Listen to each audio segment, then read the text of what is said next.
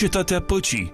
Asta înseamnă în limba ebraică numele Ierusalim, casa unui singur Dumnezeu, venerat diferit de cele trei religii monoteiste ale lumii.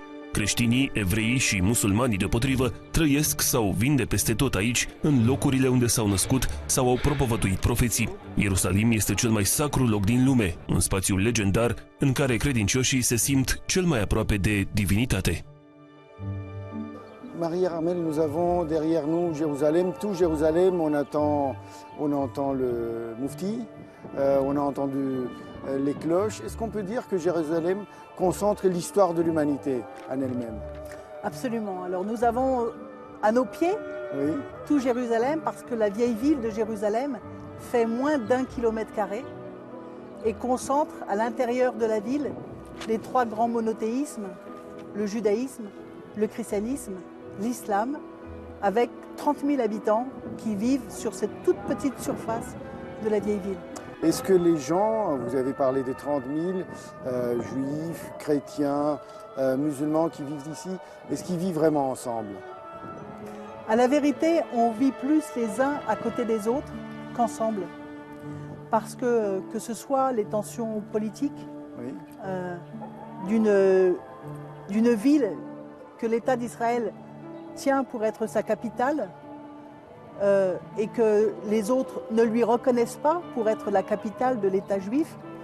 Donc les tensions politiques font qu'il y a des frictions entre chrétiens, musulmans et juifs. Et puis il peut y avoir parfois aussi des tensions entre chrétiens et musulmans parce que notamment avec ce qui arrive dans le reste du Moyen-Orient, la coexistence est peut-être devenue plus difficile. Il y a un quartier juif, un quartier arabe, un quartier chrétien, un quartier arménien dans la vieille ville. Comment on a fait la distribution? Qui a décidé qu'un quartier était là et pas dans un autre endroit? En fait, cette séparation entre 4 quartiers est plutôt récente. Elle date plutôt de la fin du 19e et surtout, c'est le résultat de la guerre de 1948. Parce qu'avant, les archives ottomanes de la ville nous montrent que les quartiers étaient beaucoup plus mixtes, beaucoup plus mélangés, qu'il y avait un vrai brassage des populations. Il y avait des chrétiens dans le quartier musulman, il y avait des musulmans dans le quartier des chrétiens, il y avait des juifs un petit peu partout. Il n'y a presque que les Arméniens qui ont toujours été concentrés dans ce qu'on appelle aujourd'hui le quartier arménien. Et donc c'est plutôt le résultat des guerres que la décision des personnes. Où en fait, dans la mesure où le vivre ensemble était de plus en plus compliqué, on a eu tendance à se séparer. Pierre-Luc, nous sommes ici à Port de Jaffa, devant la muraille de Jérusalem. Il y a la muraille, mais il y a aussi des portes. Quelle est l'explication? C'est tout à fait typique de l'identité de Jérusalem. Jérusalem, c'est une ville traditionnellement qui a besoin de se protéger. Parce qu'on est, comme beaucoup dans des lieux du Proche-Orient, et d'ailleurs, on est dans des lieux où il y a eu des invasions, constamment Jérusalem a été menacée, etc. Donc il fallait se protéger. Les premières villes de Jérusalem, qui ne correspondent pas à ce que nous voyons aujourd'hui, qui étaient beaucoup plus petites, avaient déjà des murailles. Lorsque la Bible nous raconte, on a lu aujourd'hui, c'est le dimanche des rameaux, pour les latins, on a lu la Passion, on parle déjà des murailles de Jérusalem. Et la ville que vous voyez ici, les murailles que vous voyez ici, c'est le dernier État qui a été construit et achevé par Soliman le Magnifique, le Grand Turc, comme on dit encore, au XVIe siècle. Et toujours à nouveau, il a fallu construire des murailles pour se défendre. Mais Jérusalem, c'est une ville aussi, comme vous le voyez, où il y a des portes. Il y en a 8 qui correspondent à tous les points cardinaux. Ici, la porte de Jaffa, c'est l'ouest, vers la Méditerranée. C'est la route des pèlerinages qui viennent de l'Occident, c'est la route de tous les Juifs qui font leur alia, leur montée à Jérusalem, c'est la route de tous ceux qui viennent travailler, acheter, etc. à Jérusalem.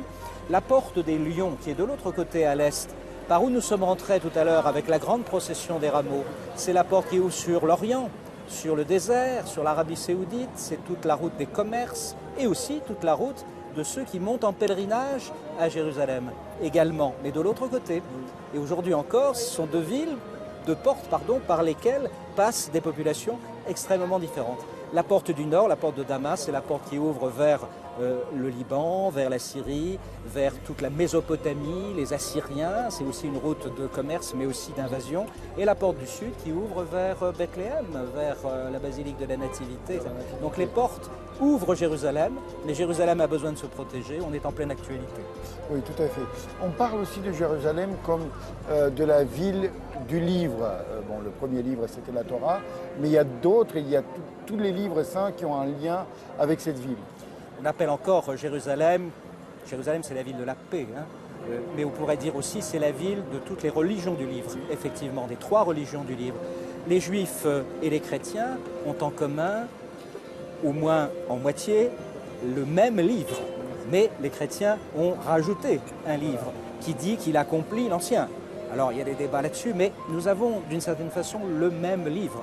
Et puis les musulmans qui sont venus après ont eux aussi le livre sacré qui est le Coran. Donc effectivement, Jérusalem, c'est la ville où a été déposé traditionnellement le livre qui dit quoi? Ce n'est pas un livre mort, c'est un livre vivant. Vous voyez ici autour de nous, il y a des gens de toutes les religions. Il y a des gens qui croient, des gens qui ne croient pas.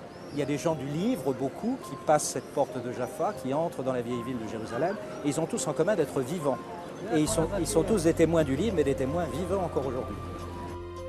În anul 33 al erei noastre, Isus conducea o procesiune pe Muntele Măslinilor, locul de unde se vede vechea cetate a Ierusalimului în toată splendoarea ei. Se întâmpla cu o săptămână înainte de înviere, în Duminica Floriilor. Adepții săi l-au întâmpinat cu ramuri de palmier și plecăciuni adânci. Justement, on est le dimanche de Rameaux, le dimanche où Jésus est rentré dans Jérusalem. Pourquoi avait-il choisi cette période de venir ici? Alors vous parlez de période, évidemment c'est une affaire très compliquée. Là les historiens s'en mêlent pour dire oui mais c'était peut-être avant-hier ou après-demain, etc. Je dirais que pour notre tradition chrétienne c'est pas très important. Ce qui est très important c'est chaque année au moment finalement du printemps, hein, de célébrer cet événement extrêmement important pour le christianisme qui est le passage de la vie à la mort et de la mort à la résurrection. Et toute cette semaine qui s'ouvre, qui est la semaine sainte, qui va être très intensément vécue par toutes les confessions chrétiennes ici à Jérusalem, et je dirais même, puisque ça tombe en même temps, par les juifs aussi. Alors évidemment, ils ne vivent pas la mort et la résurrection du Christ, mais quelque chose reste de ce que j'appelais tout à l'heure notre commune tradition aux juifs et aux chrétiens. Donc célébrer la Pâque, célébrer la semaine sainte, la mort et la résurrection du Christ, en ce moment où la nature reprend ses droits, où le soleil, vous le voyez, redevient le soleil de l'été, très beau, qui illumine les murailles à Jérusalem, c'est aussi un symbole très fort pour ce que nous vivons de la résurrection. Donc il vient ici à la période de la Pâque juive, évidemment. Oui. Quelle était l'ambiance dans cette ville que nous voyons aujourd'hui? Quelle était l'ambiance pour Pâques, pour la Pâque juive il y a 2000 ans? Je crois que la réponse est simple. Voyez, regardez et écoutez aujourd'hui, vous avez exactement la même ambiance. On regarde autour de soi, il y a des juifs, il y a des chrétiens, il y a des musulmans. À l'époque, il n'y avait que des juifs, bien entendu, mais je pense qu'il y avait des juifs du monde entier qui commençaient à se côtoyer, à se croiser ici. Il y avait des juifs de différentes régions de la Palestine, puisque c'était à l'époque la Palestine dans son ensemble. Il y avait des juifs plus ou moins croyants, des juifs de sensibilités différentes. Il y avait des combats très forts entre les tendances de la religion juive, les Sadducéens, les pharisiens, les Esséniens, etc. C'était la ville que vous voyez aujourd'hui, avec son melting pot constant, avec ses affrontements entre les religions, hélas, qui ne sont pas si terribles que ça, parce qu'il faut vraiment redire que Jérusalem, que la Palestine, que Israël-Palestine aujourd'hui, ce n'est pas un conflit de religion, c'est un conflit pour la terre, pour l'identité, mais surtout pas un conflit de religion, Inch'Allah, comme on dit ici, heureusement, heureusement. Mais je crois qu'on est toujours dans la même actualité. Le contexte est différent, la religion dominante est différente, les choses ont changé, mais l'architecture de la vieille ville n'a pas changé. La vieille ville dans son ambiance n'a pas changé et il suffit de se promener, de fermer les yeux et on peut très bien, si on les ouvre, s'imaginer qu'on a devant soi Jésus et ses disciples. În Ierusalim, Isus propovăduia o nouă credință în iubire și îi vindeca pe cei bolnavi. Faptele sale miraculoase i-au adus și multe critici din partea mai marilor preoți iudei, care aveau alte viziuni religioase și alte interese politice. În timpul cinei de dinaintea Paștelui, Isus știa că unul dintre apostolii săi o să-l trădeze și că va fi arestat. În timp ce se bucura de liniștea din grădina Ghețimanii, de profet se apropie Iuda, care vine să-l sărute. Gestul său este un semn pentru soldații romani care îl identifică pe Fiul Domnului și îl arestează. Urmează un proces public în urma căruia Iisus este condamnat la moarte prin răstignire. Își duce singur crucea pe care urma să-și desăvârșească misiunea pe pământ. Drumul biblic poartă numele de Via Dolorosa, iar credincioșii din toată lumea îl parcurg și astăzi. Golgota, locul căpățânii, este destinația finală. După moarte, trupul Mântuitorului este coborât de pe cruce, întins pe o piatră, uns cu mir și pregătit pentru înmormântare. Aceste 3 puncte esențiale pentru credincioși, Golgota, locul răstignirii, piatra mirului și mormântul lui Isus, se regăsesc sub acoperișul a ceea ce se numește Biserica Mormântului, cel mai venerat și mai aglomerat loc din Ierusalim. Marie-Armelle Beaulieu, on est devant la Sainte Sépulture. Est-ce qu'on peut dire que c'est l'endroit le plus spirituel de tout Jérusalem pour les chrétiens? Ah, sans aucun doute. Quelle que soit la diversité des christianismes qui se retrouvent à Jérusalem, à cet endroit-là précis, nous sommes tous dans la même démarche de foi qui consiste à penser que nous sommes au lieu GPS, au point GPS de la mort et de la résurrection du Christ. On a vu des processions, des gens qui rentrent par milliers, par dizaines de milliers. Qu'est-ce qu'ils trouvent là-bas? L'extraordinaire de ce lieu, c'est qu'on vient voir un tombeau vide. Nous sommes en pleine période de carême pour toutes les églises, qu'elles soient catholiques ou orthodoxes. Mais dans la démarche de tous les chrétiens du monde qui viennent ici, l'extraordinaire, c'est que le tombeau soit vide. Et le vide de ce tombeau est le signe de sa résurrection. Est-ce qu'il y a des gens, quelles sont les manifestations des gens quand ils découvrent ce tombeau vide? Bien sûr, ils s'attendaient à ce qu'ils voient vide, mais j'ai vu des manifestations de foi très profondes devant le tombeau. Alors, à vrai dire, souvent, en tout cas les chrétiens d'Occident, plus les catholiques, sont un petit peu désorientés par cette église qui ne ressemble pas à quelque chose à laquelle ils sont habitués. Mais les chrétiens orientaux et les orthodoxes, aussitôt qu'ils franchissent le seuil, sont propulsés dans le mystère et quelle que soit l'époque de l'année, on sent qu'ils viennent revivre tout ce que le Christ a vécu ici, que ce soit les différentes étapes de sa passion, que ce soit à la pierre de l'onction qui est à l'entrée, que ce soit ce moment où le corps de Jésus est mort et où on doit le préparer pour la sépulture. Et puis devant la tombe, il y a aussi bien le sentiment de cette mort de Dieu, de cette acceptation de Dieu de mourir pour le salut des hommes, et puis l'extraordinaire nouvelle de sa résurrection. Et on voit des gens qui, voilà, quand ils arrivent ici, c'est arrivé pour eux. În Biserica Mormântului au dreptul să slujească toate confesiunile creștine, ortodoxi, catolici, copți și armeni. Printr-un program foarte bine pus la punct, cu toții își săvârșesc ritualurile. Fiecare slujbă se încheie cu o procesiune. Alors, c'est pas tout à fait tous les jours, parce qu'aujourd'hui nous sommes un dimanche de carême. Donc les fêtes pendant tout le temps de carême sont encore plus solennisées. Il y a une procession qui va arriver d'un instant à l'autre. Oui, on entend les bâtons des kawas, comme on les appelle, qui annoncent la procession. Et en fait, c'est une église en copropriété. Oui. Toutes les traditions chrétiennes se sont retrouvées pour dire que c'est bien ici que le Christ est mort et ressuscité. Racontez-nous un peu ce qu'on voit ici. À l'instant, donc précédés par les kawas qui sont en habit ottoman. Nous avons les franciscains qui sont pour l'Église catholique gardiens des lieux saints. Ils sortent avec les rameaux puisque nous venons de fêter dans le calendrier catholique le jour des Palmes. Ils sont suivis des séminaristes du patriarcat latin.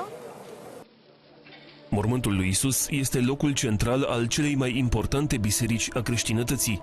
El este acoperit de o biserică de dimensiuni mai mici, construită sub acoperișul lăcașului, care mai cuprinde și Golgota și Piatra Miruirii.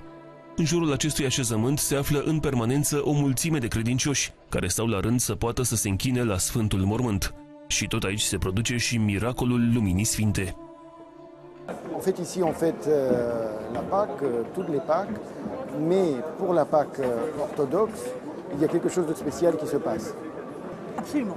On est 3 millions de chrétiens par an qui entreront ici pour voir de nos yeux qu'il est vraiment ressuscité, puisque sa tombe est vide. Et c'est le miracle du Saint-Sépulcre.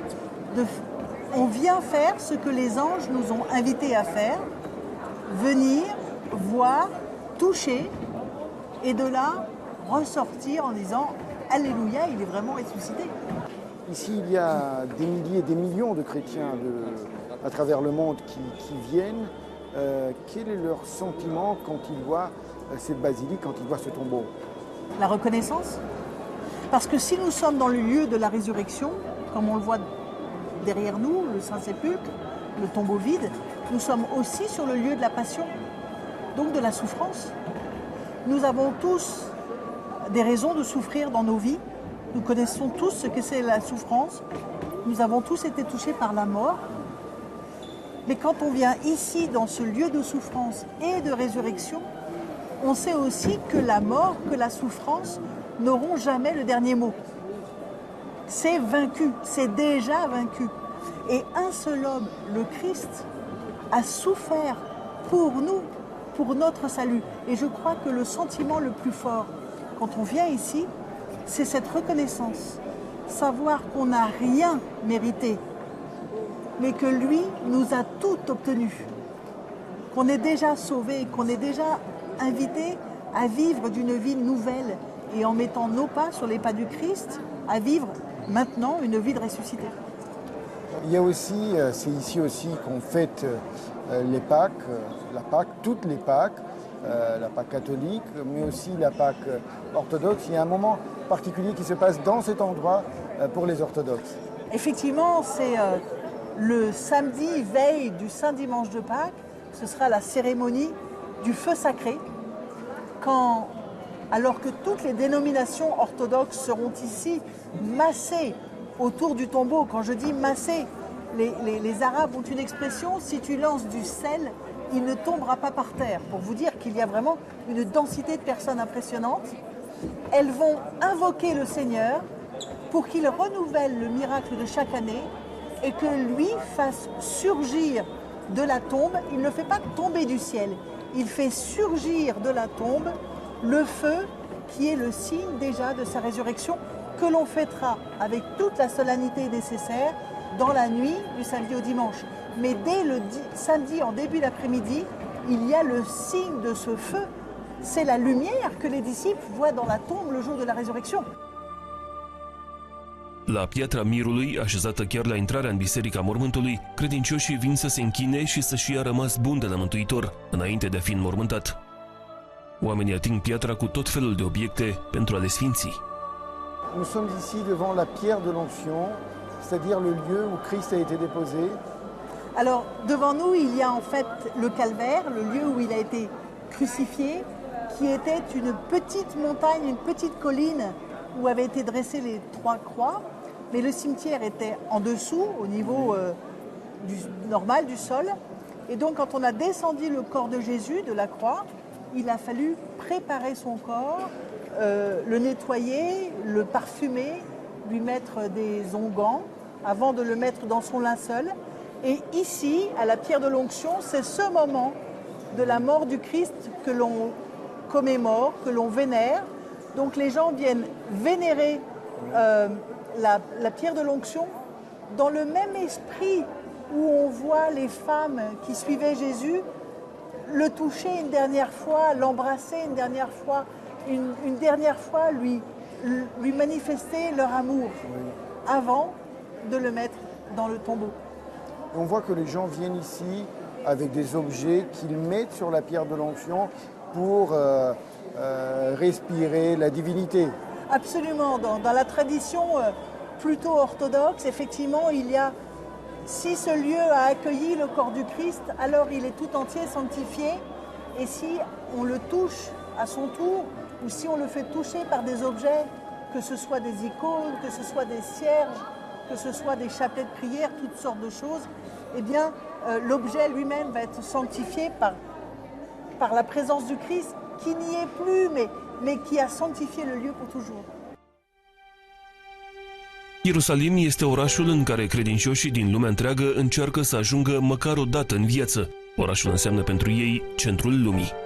Comment on vit à Jérusalem, comment on vit la chrétienté? On la vit très merveilleusement parce que d'abord on est aux sources. Oui. On est, quand on visite Jérusalem, quand on marche dans Jérusalem, on a la sensation, le sentiment d'être vraiment près de Jésus et de ses disciples et de toutes les traditions chrétiennes qui se sont succédées. Donc ça, c'est une première chose. Deuxièmement, on a une chance inouïe, c'est qu'on a une richesse de traditions variées au cœur du christianisme qui sont extraordinairement riches. 13 confessions chrétiennes à Jérusalem. Alors on pourrait dire d'emblée c'est une catastrophe. Moi je dis c'est pas une catastrophe, c'est une grande richesse. Parce que chacun apporte sa marque, chacun apporte sa sensibilité spirituelle et théologique propre. Et c'est un bonheur que de se cultiver en allant visiter des célébrations différentes, en allant rencontrer des patriarches différents, des communautés chrétiennes différentes. Et puis les chrétiens ici sont encore, par rapport à d'autres hélas qui vivent des situations tragiques au Proche-Orient, très proches de nous, les chrétiens ici sont encore, même s'ils ont beaucoup diminué, sont une identité très forte et très présente et très respectée. Vous l'avez vu aujourd'hui, la procession des rameaux, même les musulmans y viennent. Toutes les sensibilités de la Palestine viennent, il y a des juifs qui viennent dans la procession. Donc les chrétiens ont un témoignage qui reste encore extrêmement fort. En tant que conseiller politique pour des questions religieuses à l'ambassade de France à Jérusalem, vous vous occupez, en fait la France s'occupe aussi de la protection des chrétiens d'Orient. Ça veut dire quoi exactement? C'est une histoire très ancienne qui pourrait paraître bonne à mettre dans un musée, un peu poussiéreuse. En fait, pas du tout, c'est une histoire très actuelle.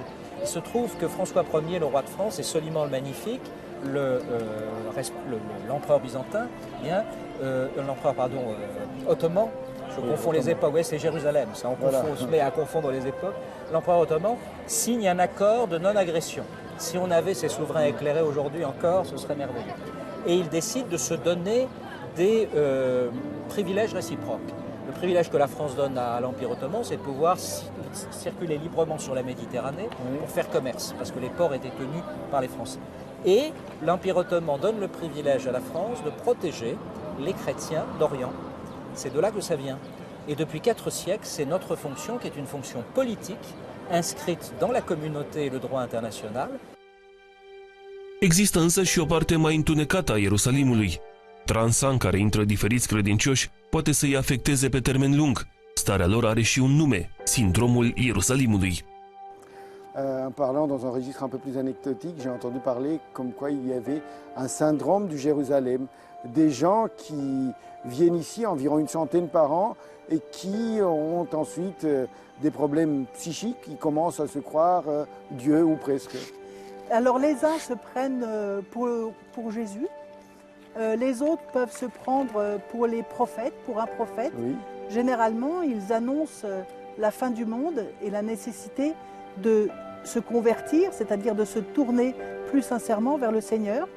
Ça arrive le plus souvent au moment de la période de Pâques, des Pâques juives mais aussi des Pâques chrétiennes. Et ce qui est très étonnant, c'est qu'il suffit de déplacer ces personnes à 10 km de la vieille ville pour que le syndrome s'arrête.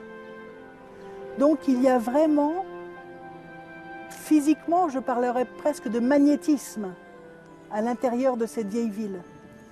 Pourquoi être touché par le syndrome de Jérusalem? Qui est touché par le syndrome de Jérusalem?